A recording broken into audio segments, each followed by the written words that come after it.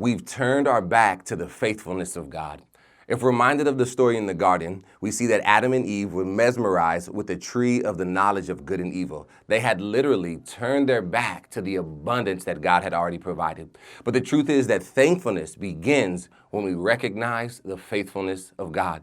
As believers in Christ, we must begin to turn our face to the abundance that God has already provided.